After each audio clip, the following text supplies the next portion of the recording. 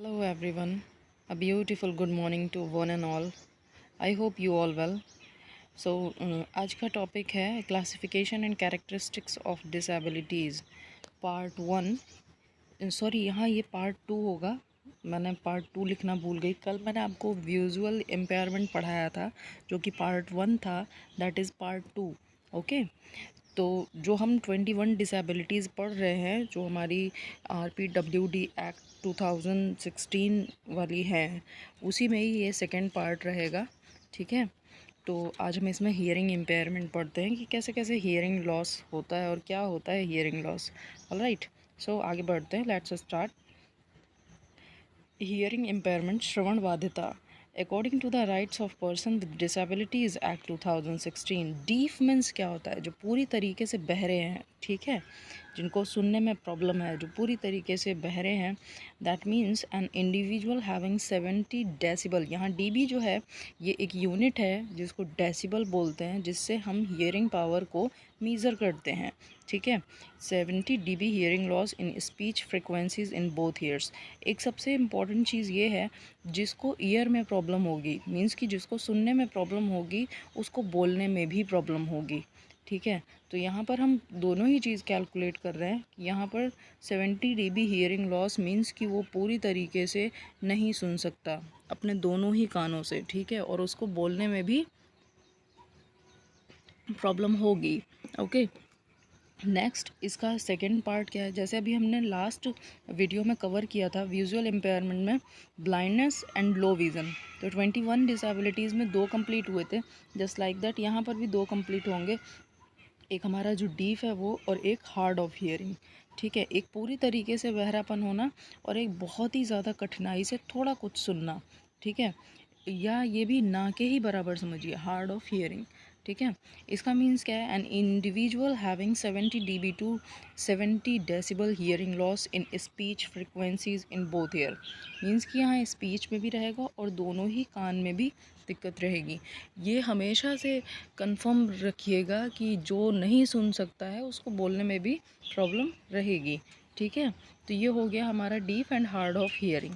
Next पढ़ते हैं, assessment of hearing impairment. हम किस तरीके से इसको मापते हैं कि एक ऑडियोमीटर डिवाइस होती है, ठीक है, ऑडियोमीटर, जिससे हम ये नापते हैं कि उसको सुनने में प्रॉब्लम कितनी ज़्यादा है ना।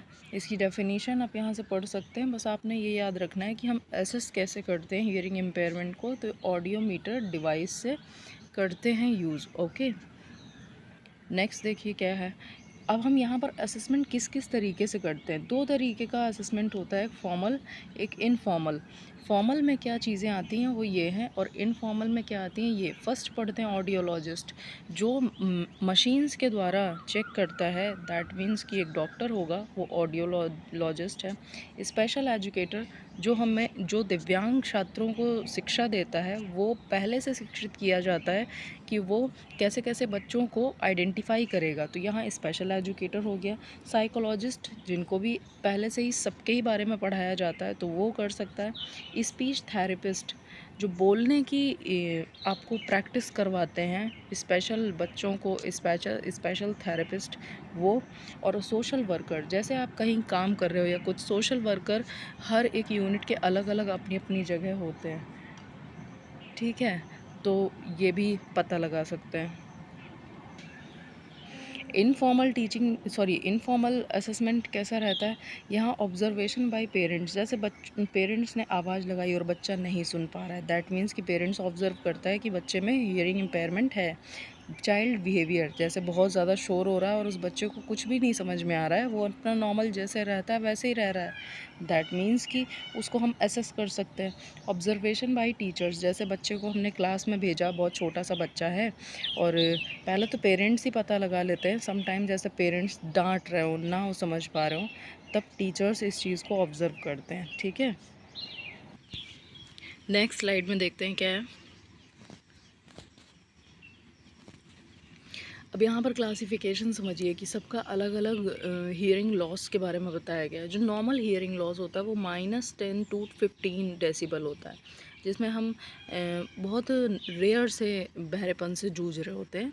ठीक है, जैसे सामान्यतः एक एज के साथ भी हो जाता है, जो एडल्ट्स रहते हैं या ओल्ड हो जाते हैं उनमें भी ये चीज़ें पाई जाती हैं। ऐसे ही स्लाइट हियरिंग लॉस वो उससे थोड़ा सा अपर हो जाता है 16 to 25। Then mild hearing loss ये उससे थोड़ा सा ऊपर 26 to 45 डेसिबल। मॉडरेट, यहाँ से जो मॉडरेट से स्टार्ट हो रहा है ये थोड़ा ज़्यादा वाला हियरिंग लॉस होने लगता है। Moderate 46 to 55। मॉडरेटरी severe hearing loss यहाँ पर थोड़ा सा और ज़्यादा हो जाता है 56 to 70 decibel. Severe hearing loss ये और ज़्यादा 71 to 90। प्रोफाउंड जो सबसे ज़्यादा होता है, यहाँ पर हम बहरापन भी कह सकते हैं। ठीक है, तो ये जो हमको टेबल मिली है वो कहाँ से मिली हुई है, इसको याद रखना है आपने कि hearing impairment range as per status of disability RCI 2007। ठीक है, जो हमें डेटा मिलता है वो हमें RCI देती है। ठीक है, चलिए फिर आगे बढ़ते हैं। अब यहाँ पर टाइप्स ऑफ हियरिंग लॉस समझिए क्या है। सबसे पहला कंडक्टिव हियरिंग लॉस। इसमें क्या प्रॉब्लम होती है, जैसे आपने कान की शेप देखी, एक इंटरनल एक एक्सटर्नल, तो यहाँ पर इनर ईयर में प्रॉब्लम शुरू होती है। ठीक है, और इसमें क्या हो जाता है, a conductive hearing loss can be caused due to blockage in the external ear canal। जो बाहरी हिस्सा है कान का उससे हमारे ब्लॉकेज शुरू होते हैं ईयर कैनल तक, और by any disorder that affects the middle ear's ability to transmit the mechanical form of energy to the stapes foot plate. मतलब कि जो हमारा प्रोसेस है कि जो हमारे सुनने की क्षमता को ट्रांसमिट करता है वही पावर हमारी यहाँ पर ख़त्म हो जाती है या कम हो जाती है। ठीक है, तब ये होता है हमारा कंडक्टिव हियरिंग लॉस। याद रखिएगा ये इनर ईयर के बात करता है। ठीक है, नेक्स्ट देखिए क्या है, नेक्स्ट है सेंसरी न्यूरल हियरिंग लॉस। ये किसकी बात करता है, एक छोटी सी मिस्टेक ये हुई है, जो अभी हमने पहले पढ़ा है वो यहाँ पर ये नहीं है, सॉरी, यहाँ हम एक्सटर्नल ईयर की बात करते हैं। ठीक है, यहाँ एक्सटर्नल ईयर की बात होती है जो हमारा बाहरी हिस्सा होता है। ठीक है, और जो नेक्स्ट हम पढ़ेंगे यहाँ सेंसरी न्यूरल हियरिंग लॉस, ये हमारे इनर ईयर की बात करता है। ठीक है, इनर ईयर। ठीक है, जो हमारे इनर ईयर से प्रॉब्लम क्रिएट होती है। Sensory neural hearing loss result from auditory nerve dysfunction. ये किसकी वजह से होता है, ऑडियोटरी नर्व डिसफंक्शन। ठीक है, इस वजह से होता है।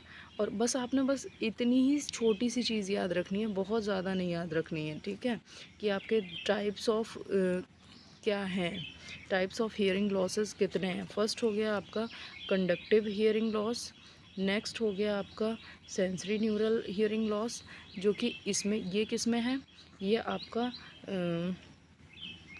इनर है।